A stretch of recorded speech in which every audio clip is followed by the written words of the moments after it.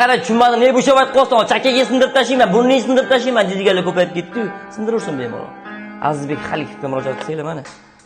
Xohlagan razmeringizni shakli, daxalli sizlar uchun. Kelinglar.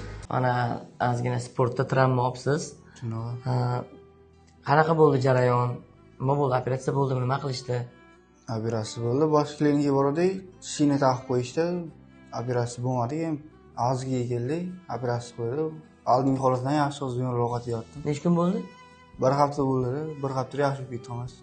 Aziz do'stlar, Aziz akaga murojaat qilsanglar, sportdami, baxtsiz hodisalar tufaylimi, har xil travmalar olganlar uchun juda ham ajoyib. O'zim ham shu yerda operatsiya qildirganman. Mana shunda men temir turibdi. Uni o'zimdan boshqa, Aziz akadan boshqa, xudodan boshqa hech kim bilmaydi. Nima demoqchiman? Jag' singanda, mana bu ключицалар singanda temir qo'yib qo'yishadi, suv ichganda qiynalishadi. Bu yerda unaqa narsa bo'lmaydi. Bemalol murojaat qilishingiz mumkin. Hech kim kasal bo'lmasin, endi mabodo bir narsa bo'lsa, Aziz aka kelasizlar, jag'inglarni perikachka peredelka qilib qo'yadi. Rahmat. Mana o'g'lingizni operatsiya qildiribsiz. Qanaqa holatlar o'zingiz gapirib bersangiz? Avvalambor assalomu alaykum. Yaxshimisizlar?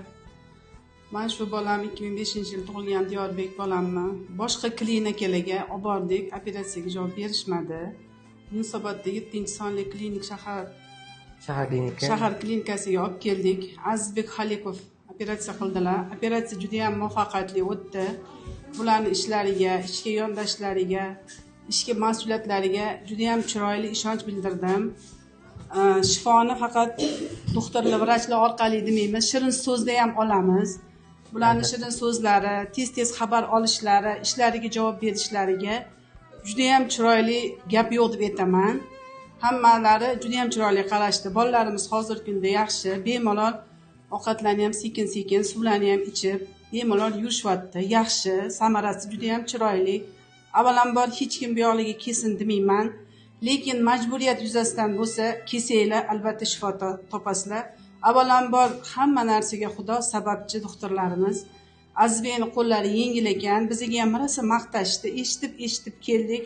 Haqiqatdan ishlariga, mas'uliyatiga juda ham gap yo'q, zo'r, shirin so'zlar, mas'uliyatlari juda ham baland, hamshiralari, qaraydigan qizlar, bolalar, yigitlar hammasi juda ham shirin so'z, tez xabar oladigan, biron bir narsani aytsak tushunmagan joyimiz bo'lsa, chiroyli tushuntirishni beradigan, keyin sharoitlari, tozaliklari, ovqatlari, hamma narsasi, yotoqlari juda ham toza, ozoda. Avvalambor boshlariga tushmasin, lekin majburiyat bo'lsa, kelsanglar shifo topib ketasizlar. Avvalambor hamma narsa Allohdan. Rahmat sizga.